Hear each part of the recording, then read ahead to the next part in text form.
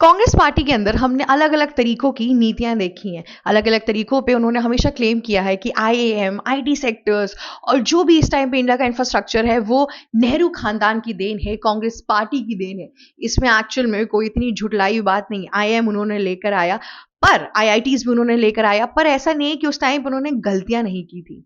अभी फिलहाल था नरेंद्र मोदी ने अपनी एक स्पीच दी पार्लियामेंट के अंदर। उधर उन्होंने जो नेहरू जी थे उनके बारे में कुछ अच्छी चीजें बताई, उनकी कुछ गलतियां भी सामने डिनोट की। काफी कुछ हुआ उस चीज के बीच में।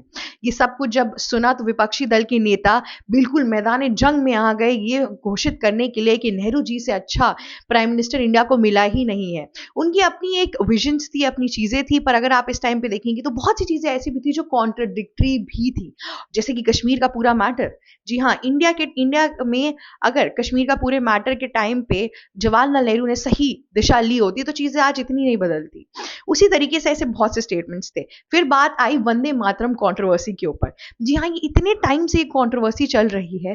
पहले ऐसा बोला गया कि जितने भी मुस्लिम एमपीज हैं, एमएलएज हैं, ये वंदे मातरम नहीं गाते हैं, इसे एक नेशनल सॉन्ग की तरह नहीं लेते हैं। और उन्होंने अलग अलग रिलीजियस सेंटिमेंट्स की चीजें बताई।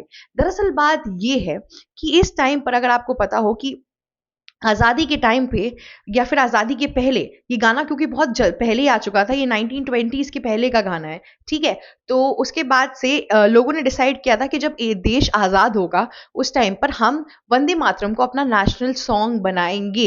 लेकिन ऑल इंडिया मुस्लिम लीग के जो फाउंडर थे मोहम्मद अली जिन्ना, और इनफैक्ट उनकी पूरे पार्टीज के जो मेंबर थे, वो सब इस चीज के खिलाफ थे। उन्हें ये चीज सही नहीं लग रही थी, क्योंकि वो गाना उनके लिए रिलीजियस सेंटिमेंट्स के हिसाब से सही नहीं बैठ रहा था। इस वजह से वो इस चीज के खिलाफ थे। और शायद वही सारे रीजंस है कि अभी इंडिया में बहुत से ऐसे मुस्लिम्स हैं जो इस गाने के खिलाफ हैं। स्पेसिफिकली अबू आजमी जैसे सपा के एमएलएस, ये तो सामने सामने बोलते हैं कि हम अल्लाह की खिदमत करेंगे, उसके अलावा हम किसी और की खिदमत नहीं करते हैं। पता नहीं इस गाने में ऐसे किसकी खिदमत करने को बोल दिया गया है, पर खैर इनकी अपनी एक प्रॉब्लम्स है।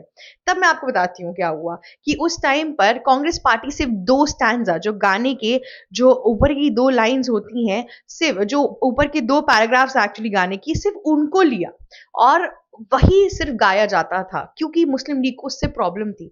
फिर आजादी का टाइम आया 1947 में, all India Muslim league Pakistan के साथ पाकिस्तान चली गई। उन्होंने अपना पाकिस्तान बना लिया, जो भी हो, खैर उन्होंने वहां चले गए। लेकिन इन सब चीजों के बीच में कांग्रेस का एक नेता है जो ये क्लेम करता है कि 1950 में कांग्रेस ने पूरी लड़ाई लड़ी ऑल इंडिया मुस्लिम लीग से, और साथ ही साथ फिर उनके रहमो करम के वजह से हम वंदे मातरम पूरा गा पा रहे हैं अपने देश के अंदर। हमने उसे नेशनल सॉन्ग बना लिया। ये जो क्लेम था, इस पर सबको इस टाइम पे हंसी आ रही है, क्योंकि जब पाकिस्तान 1947 में ही बनने लगा था, उसका डिवीजन हो गया, तो all India Muslim league India में बैठ के क्या करेगी? वो तो अपने पाकिस्तान में कब का जा चुकी थी।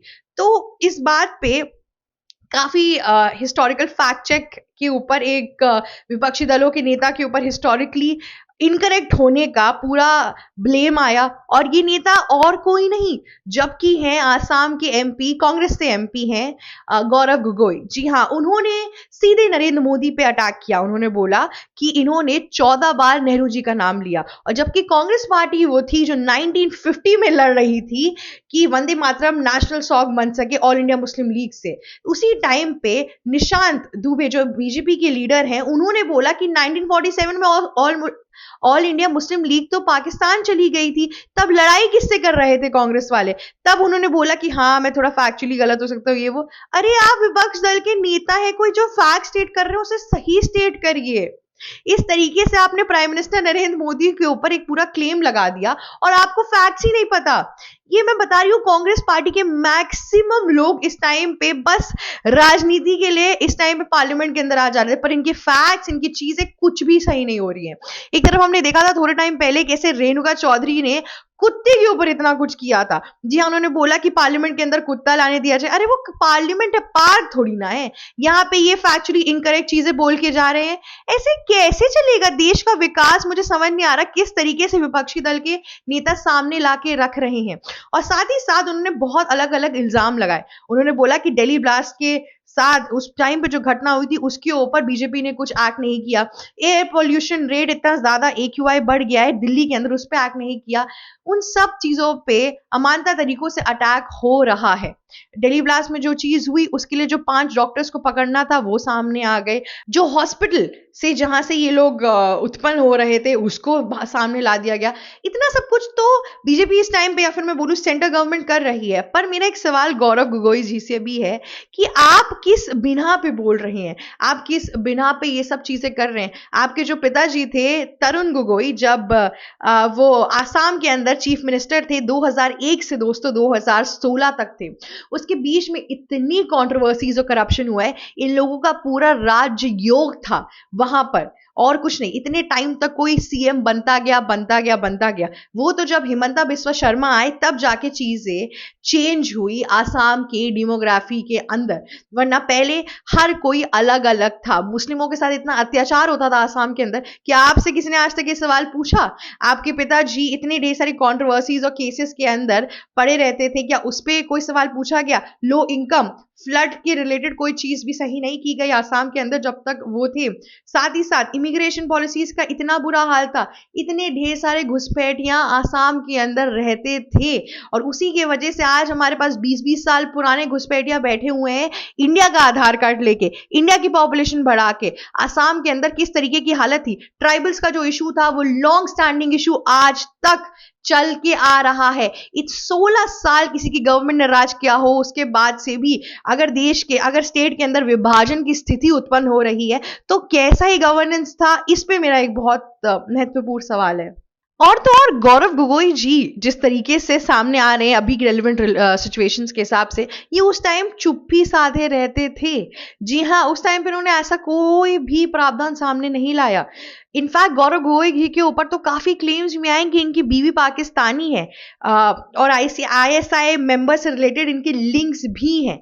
जी हाँ, मैं आपको बता दूं कि जब के कहते हैं अलग अलग समिट्स हो रहे थे उस टाइम पर गौरव गोगोई की जो बीवी है उन्हें कि कहते हैं भेजा गया था पाकिस्तान के अंदर। वहां पे वो 1 साल रही थी, कुछ एक्टिविस्ट वाली चीजें कर रही थी। उस टाइम पे जिस एनजीओ के अंडर वो काम कर रही थी, वो उस एनजीओ की जो फंडिंग थी वो एक ISI मेंबर देता था। तो इनके यहाँ से भी कनेक्शंस बहुत हद तक सामने आ चुके हैं। और गौरव गोगोई जी जिस कॉन्फिडेंस से चीजें बोलने आए थे वो फैक्चुअली करेक्ट भी नहीं थी। इस टाइम पे जिस हिसाब से विपक्षी दल के नेता सामने आ रहे हैं, चीजें लेकर आ रहे हैं, वो गलत है। रेवंत रेड्डी ने जिस हिसाब से कि कहते हैं कांग्रेस इक्वल्स टू मुस्लिम करना शुरू कर दिया है, साथ ही साथ तेलंगाना के अंदर जैसे ही बीजेपी के सोशल मीडिया चीफ ने कोई चीज सामने रखी, उनके करप्शन रेट सामने लाए, तब जाके उनको गिरफ्तार कर लिया गया। ऐसे तो इंडिया के अंदर इस टाइम पे अगर आप करंट पार्टी जिस स्टेट के अंदर है उस स्टेट के अंदर बहुत से केसेस सामने आते हैं, पर क्या किसी को अलग से गिरफ्तारी मिलती है? रेवंत रेड्डी को भी इतने टाइम से जब BRS की गवर्नमेंट थी उस टाइम पे उनके पास चार्जशीट या FIR थोड़ी ना इतने फाइल हुए थे जिस हिसाब से उन्होंने इस टाइम पर किए हैं। तो ये सब जो प्रावधान है, जो चीजें हैं, ये एक क्वेश्चनेबल सिचुएशंस में लेकर आ रही हैं इस टाइम पर। ऑल इंडिया मुस्लिम लीग की जो पूरी सिचुएशन थी, जो पूरी चीजें थी, उसकी आइडियोलॉजी अभी भी आपके AIMIM फॉलो करते हैं। बहुत से ऐसे विपक्षी दल के नेता है उनकी पूरी की पूरी लीग फॉलो करते हैं, उनकी लिखावट, उनकी पढ़ावट, पर वो चले गए पाकिस्तान, और उनकी जो नस्लें थी या उनकी जो सोच थी वो अभी भी इंडिया के अंदर बहुत से लोगों के अंदर जिंदा है। ये एक प्रॉब्लम है। वंदे मातरम की जो पूरी कंट्रोवर्सी है ये होनी ही नहीं चाहिए। जब आपका एक नेशनल सॉन्ग है उसमें ऐसा क्या है जो आपके रिलीजियस सेंटिमेंट्स को हर्ट कर रहा है और आप नहीं बोल पा रहे हैं? वंदे मातरम का कंट्रोवर्सी की वजह से कितने लोगों का अपना पॉलिटिकल फायदा भी हुआ। मैं आपको बता दूं, ममता बनर्जी को जब लगा कि वेस्ट बंगाल के अंदर अब इनकी मुस्लिम आबादी जो है वो इनके हाथों से कहीं नहीं फिसलेंगी, ये स्टेबल ही रहेंगी, पर हम सोचते हैं कि हिंदुओं को कैसे लाया जाए, क्योंकि इनके जो बांग्लादेशी मुस्लिम्स थे जिनको इतने सालों से उन्होंने रखा था, उनका तो टाटा बाय बाय हो गया, उनका तो खत्म हो गया। अब वो ये सोच रही थी कि अब कैसे लाया जाए। उसी टाइम पर हमने देखा कि ममता बनर्जी के साथ क्या हुआ। उन्होंने बोला कि जो जो वंदे मातरम नहीं गाएगा उसको वो छोड़ेंगी नहीं। लेकिन वो किस लिए था? वो इसलिए था ताकि वो हिंदुओं के साथ एक तरीके से दोस्ती करके रख सके। मुझे समझ नहीं आ रहा कि हम कौन से पॉलिटिकल इकोसिस्टम के अंदर रह रहे हैं। जब 1947 से लेके 50 तक में के बीच में डिसाइड हो गया था, आजादी के कुछ सालों में ही डिसाइड हो गया था कि वंदे मातरम एक नेशनल सॉन्ग रहेगा और है, तो इतने सालों बाद इस चीज के ऊपर अब कंट्रोवर्सी क्यों हो रही है, किस तरीके की हो रही है और क्या इश्यू है, ये बहुत इंपॉर्टेंट है इस टाइम पे केटर करना कि आखिरकार उस गाने में ऐसा क्या ही है जिसकी वजह से लोगों को इतने रिलीजियस सेंटिमेंट्स में इश्यूज आ रही हैं। इतने टाइम से हम गाते आ रहे हैं, अब क्यों ये प्रॉब्लम आ रही है। आपको मैं बता दूं, माइनॉरिटी स्कूल्स के अंदर और कॉलेजेस के अंदर आप जाएंगे तो वहां पे हिंदू के गाने थोड़ी ना होते हैं, ऐसा कुछ नहीं होता। वहां पे आप अपने बाइबल के जो वर्सेस होते हैं या सॉन्ग्स होते हैं आप वो गाते हैं। अगर आप इस्लामिक के यहाँ जाएंगे तो फिर लोग नमाज पढ़ते हैं। तो जब आपको अपने माइनॉरिटी कॉलेजेस के अंदर, स्कूल्स के अंदर ये प्रावधान मिला है, आपके पास ये एक्सेस है कि आप अपने तरीके की चीजें पढ़ा सकते हैं, कर सकते हैं, अपने रिलीजन को फॉलो कर सकते हैं, तो जब नेशनल चीजों पे बात आ जाती है तो वहां पे भी रिलीजन घुसाना एक तरीके की बेवकूफी है जो इंसान को नहीं करनी चाहिए। पर इनके अकल ठिकाने ही नहीं आ रहे, हर जगह पे अपना रिलीजन रिलीजन रिलीजन घुसा देते हैं और फिर कहते हैं कि सेंटर हिंदू मुस्लिम कर रहा है। अरे हमारे देश के कुछ मुसलमान खुद ही इस तरीके से एक्ट कर रहे हैं जो सही नहीं है। इस टाइम पर वो खुद ही हर बारी ले आते हैं कि ये हमारी अल्लाह की खिदमत के खिलाफ है। जब रेवंत रेड्डी ने बोला था कि कांग्रेस इक्वल्स टू मुस्लिम्स, तब मौलाना सामने आए, उन्होंने बोला कि जब तक मुसलमान है तब तक कांग्रेस है। तो ये लोग पार्टियों को भी नहीं छोड़ रहे। इस कट्टरवादिता की चक्रव्यूह के अंदर अगर आप फंसेंगे तो कहीं के नहीं रह जाएंगे।